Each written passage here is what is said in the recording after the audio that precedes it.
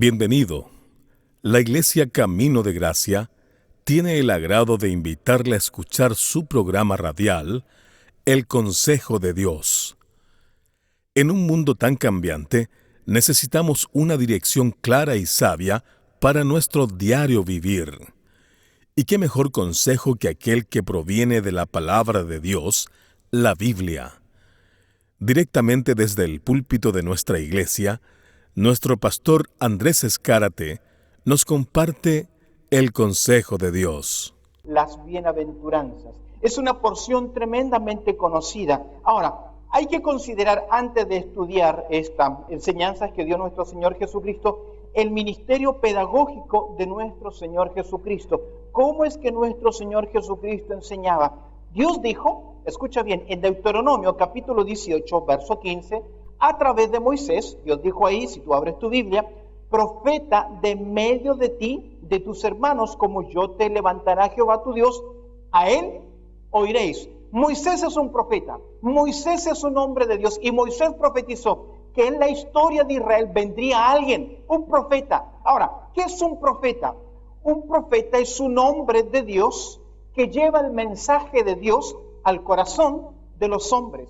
No todos los profetas del Antiguo Testamento anunciaron profecía, eventos futuros, prevenir con respecto al futuro, sino que el ministerio principal de los profetas tenía que ver con edificar, tenía que ver con exhortar y, escúchame bien, consolar. El profeta de Dios recibía un mensaje. Este mensaje era una revelación de Dios y la llevaba al pueblo, la llevaba a la nación, la llevaba a los hombres para edificarlos en la fe, para edificarlos en el conocimiento de Dios. Eso es edificación.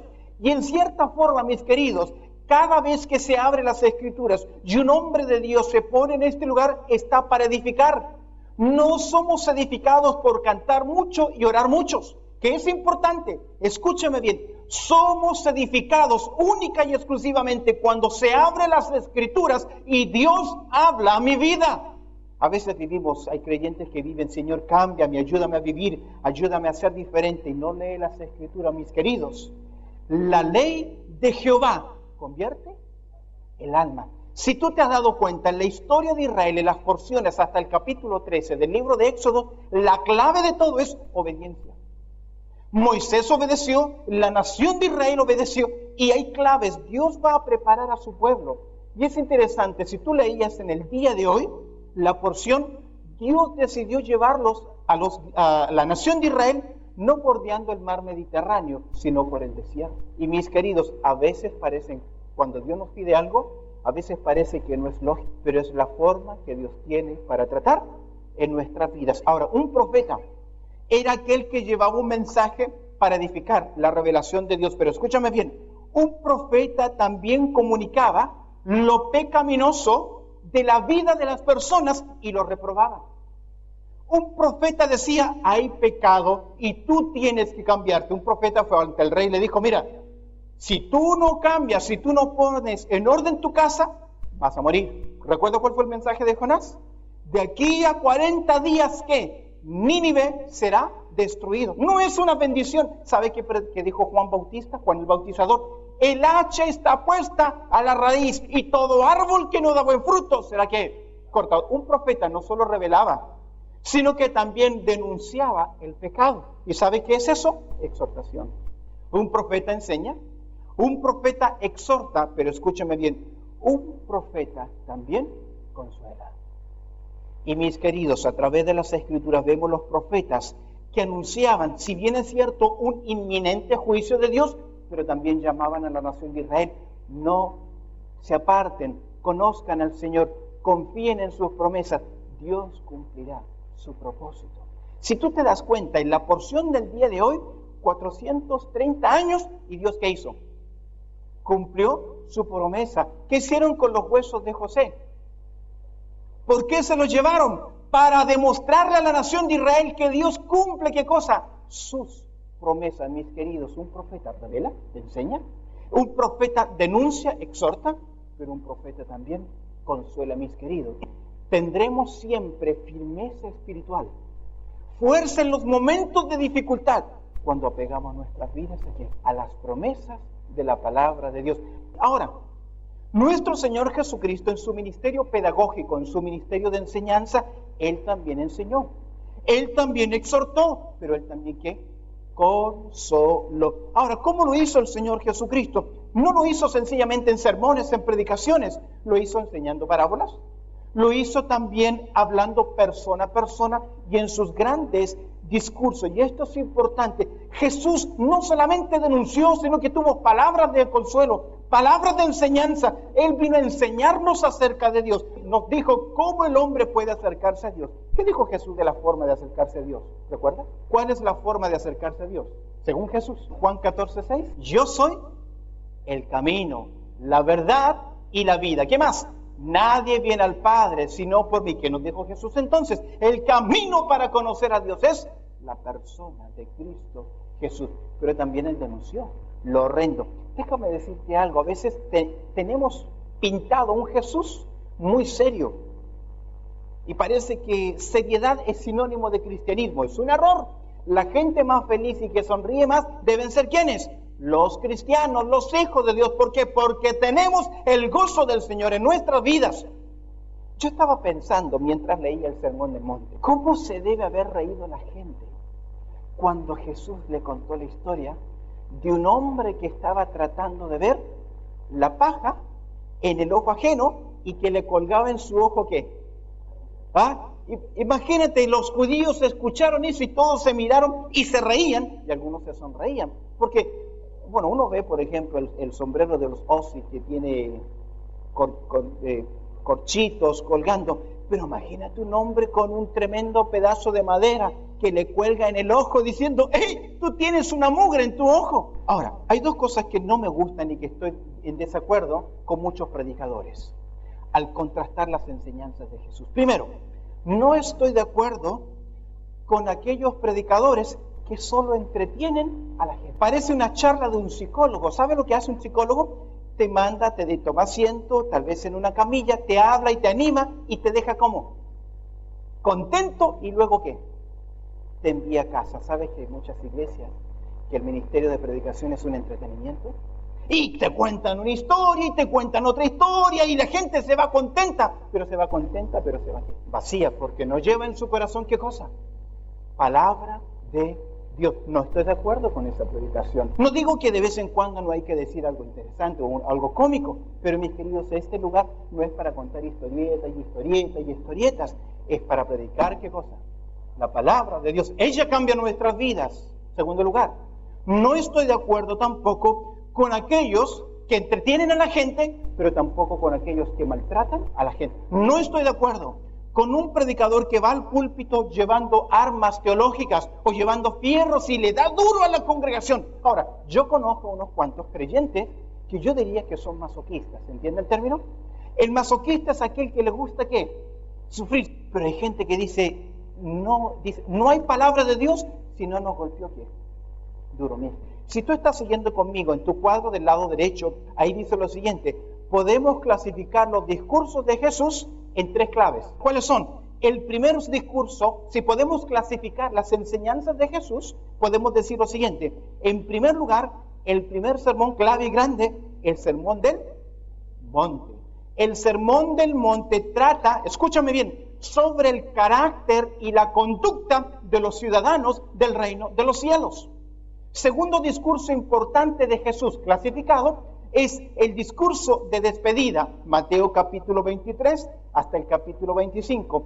Este discurso, el Señor Jesucristo dice a la nación de Israel cómo van a ser las características de los días cuando el Señor Jesucristo que vuelva a venir a esta tierra. Y en tercer lugar, me encanta, Juan capítulo 13 al 17, Jesús habla solo con sus discípulos. Yo le llamaría una conferencia privada, pero en esa conferencia el Señor Jesucristo le da la bienvenida a la iglesia. ¿Y sabe lo que les dice?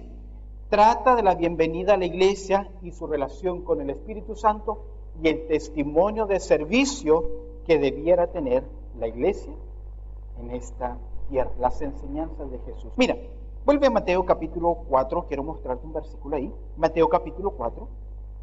Quiero recordarles que hoy es introducción al sermón de las bienaventuranzas y al tema cómo ser felices según Jesús, pero necesito asentar la base para interpretar la porción correctamente. Mira conmigo Mateo capítulo 4, verso 23. Jesús comenzó su ministerio. Jesús ahora está ministrando. Ya ha pasado esa etapa de silencio que no sabemos nada de Jesús.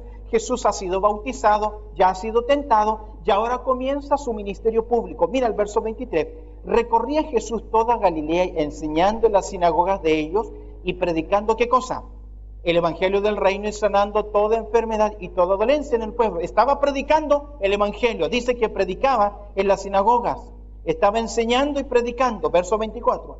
Y se difundió su fama por toda Siria y le trajeron todos los que tenían dolencias, los afligidos por diversas enfermedades y tormentos y los endemoniados, lunáticos, paralíticos y ¿qué? Y los que sanó, porque Jesús tenía autoridad para hacerlo. Verso 25. Y le seguía mucha gente de Galilea y de Decápolis, de Jerusalén, de Judea y del otro lado del Jordán. ¿Por qué le seguían? Una, porque estaban viendo que Jesús hacía milagros, pero en segundo lugar, las enseñanzas de Jesús eran interesantes. Él enseñaba, él exhortaba, pero también que consolaba. Es por eso que mira el verso 1 del capítulo 5.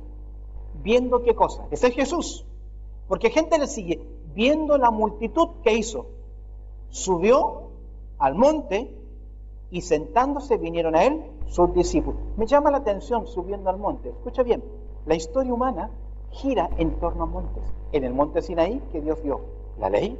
En este sermón del monte Jesús va a dar los principios de la ciudadanía, del reino de los cielos, del reino del Señor. ¿Y qué ocurre en el monte Calvario? ¿Te das cuenta que la vida del hombre gira en torno a qué? A los montes. Aquí hay algo clave y que es interesante. Ahora, viendo la multitud subió al monte. Como si estuvieran en un retiro espiritual, Jesús comenzó a enseñarle. ¿Qué mejor lugar que estar a los pies de quién? Del Señor. Pero mira conmigo el verso 1. Viendo la multitud subió al monte y ¿qué hizo? Sentándose. Escucha bien. La enseñanza de Jesús no es acá una enseñanza casual. Cuando un maestro enseñaba en forma casual a los discípulos, caminaba. Pero cuando el Señor Jesucristo se sentó, eso significaba que estaba dando una enseñanza oficial. Una enseñanza importante. Ex cátedra le llaman en el día de hoy. Un catedrático, aquel que da una enseñanza clave. El Señor está enseñando acá. Ahora, la gente que está reunida, estas personas que están ahí tratando de escuchar lo que Jesús está diciendo, son judíos, son temerosos del Señor, quieren oír las palabras nuevas de este profeta, aún no entienden quién realmente es Jesús. Ahora, escúchame bien, todo judío tenía en su corazón una pregunta, que está en el Salmo capítulo 24. La pregunta es, verso 3, ¿quién subirá al monte de Jehová? ¿Quién estará en el lugar santo? El limpio de manos y puro de corazón. Y ellos se preguntaban, Señor, cada judío se preguntaba, ¿será hoy el reino? ¿Vendrá el Mesías? ¿Qué es lo que tenemos que hacer para que nuestras manos y nuestros corazones sean puros? Y en esta porción de capítulos 5, 6 y 7, cómo tener un corazón puro y cómo deben vivir para la gloria del Señor. Para interpretar esta porción, capítulo 5 al 7 del Evangelio de Mateo, tenemos que entender todo un trasfondo.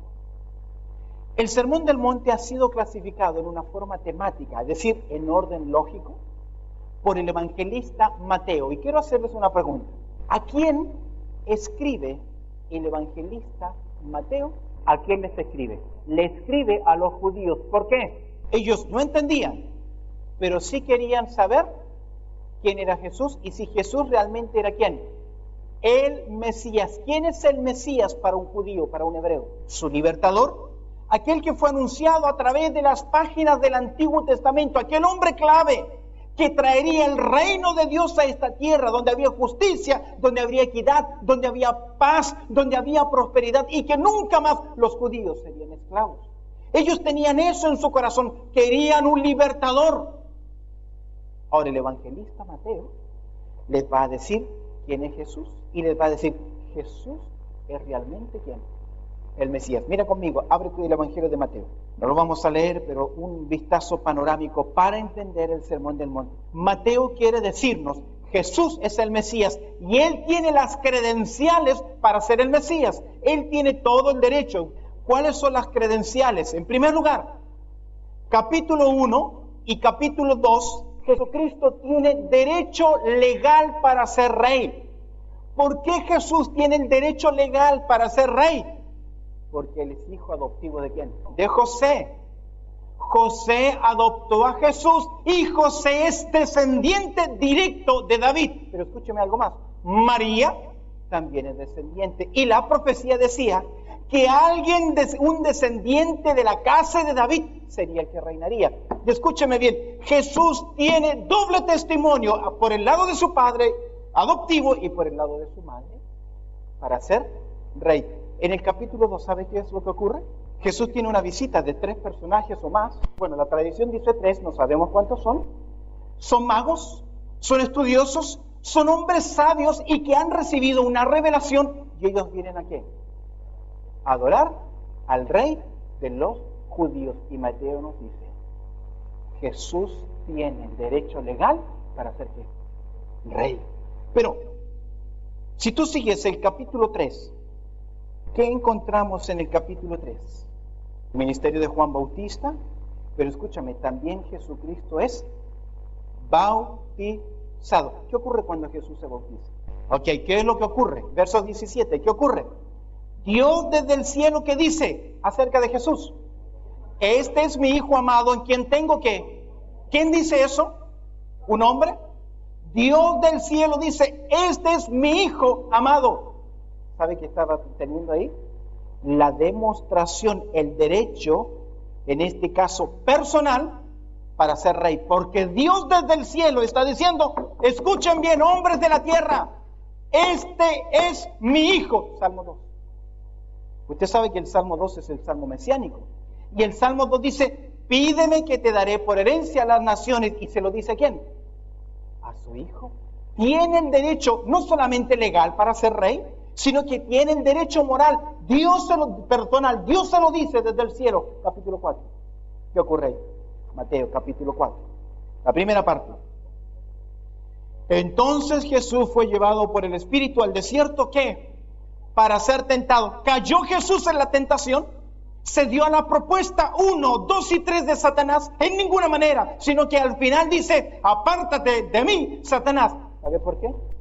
Porque Jesús no solamente tiene derecho legal a ser rey, no solo tiene el derecho personal a ser rey, tiene el derecho moral a ser rey. Y ahora, capítulos 5, 6 y 7, Jesucristo tiene el derecho judicial. ¿Sabe por qué? Porque esta porción de Mateo capítulo 5 es un manifiesto. ¿Alguien entiende lo que es un manifiesto? Un manifiesto es una declaración con un tenor ¿qué? Como edicto de autoridad. ¿Recuerdas que leíamos al final? Jesucristo enseñó como quien tiene autoridad. Ahora, ¿qué está ocurriendo acá? Jesucristo está diciendo, yo soy el rey y tengo los derechos para reinar. Y Jesús acá, en capítulos 5, 6 y 7, dice, ¿cuáles son las características que usted y yo debemos tener como hijos de Dios? ¿Sabe para qué? Para vivir de acuerdo al reino del Señor. El contexto bíblico de la porción. Mira conmigo el contexto del sermón. En primer lugar hay un contexto bíblico. Este es el discurso inaugural del rey, por lo tanto muy ligado con el Antiguo Testamento, pero el énfasis de Jesús es radicalmente opuesto a las interpretaciones de los fariseos. Jesús clarifica asombrosamente los escritos de Moisés, David y también los profetas. ¿Quiénes eran los líderes religiosos en el tiempo de Jesús? Los fariseos, que eran los que lideraban o guiaban la parte religiosa. Pero escúchame bien, todos los fariseos habían llevado la ley de Dios a mandamientos de ¿qué? De hombres. Tradiciones sencillamente de hombres que el Señor Jesucristo denunció, que el Señor Jesucristo acusó. ¿Por qué razón? Porque ellos, en vez de interpretar correctamente las Escrituras, estaban poniendo sobre los hombros de las personas pesadas cargas. En otras palabras, legalismo. Enseñaban ley tras ley sobre los hombres y que les impedía buscar realmente o entender en este caso a Dios. Déjame decirte algo. Toda religión legalista no glorifica al Señor. Busca la gloria del hombre. Mire, si usted encuentra una persona legalista, usted encontrará un hombre o una mujer o una iglesia orgullosa. Y déjame decirte algo. La soberbia, ¿Dios qué hace? La rechaza. Dios resiste a quienes, a los soberbios, y da gracia a los humildes. Mis queridos, un legalista, esa persona que dice, tú haces mal y yo hago bien. Y si como yo hago bien, ¿Dios qué? Me acepta. ¿Cómo era un fariseo? Se ponía en pie, levantaba los brazos y decía así, Señor, te doy gracias porque no me hiciste, ¿qué? Como los otros, ¿qué? Pecadores. Déjame decirte que a veces en nuestro corazón pasa esta idea. Yo soy mejor cristiano que él o que ella. En contexto religioso, todos los religiosos pensaban y decían, bueno, es importante, pero hay que guardar en apariencia. Ahora, hay un contexto que es político. La nación de Israel no es libre. La nación de Israel está bajo ¿qué? Esclavitud. ¿Y quiénes estaban dominando a los judíos? El imperio romano. Es por eso que les habían impuesto cobradores de ¿qué? Pues deme 2 cobradores de impuestos en el Nuevo Testamento conocidos. 2, solo 2. Mateo, que era ¿qué? Cobrador de impuestos, y que él escribió este evangelio. Segundo, Zaqueo. Zaqueo era el peor de todo, el más pequeñito, pero el más grande, porque él era el dueño de ¿qué? De todo el negocio. ¿Cómo se sentía un judío cada vez que veía un cobrador de impuestos?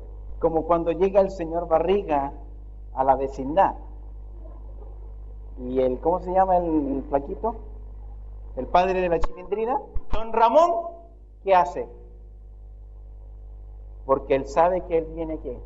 A cobrar impuestos. Eran odiados de impuestos y eran hombres injustos. Ahora, y la nación de Israel esperaba que alguien los que libere, que alguien por fin les quitara la presión romana. Escucha bien, en una ocasión el Señor Jesucristo alimentó a 5,000 personas. ¿Y qué quisieron hacer los judíos? ¿Por qué? Y es interesante que en Juan capítulo 6, verso 15, Jesús se fue de ellos. Jesús se apartó de ellos. ¿Por qué? Porque Jesús no vino a establecer un reino político, sino que un reino ¿qué?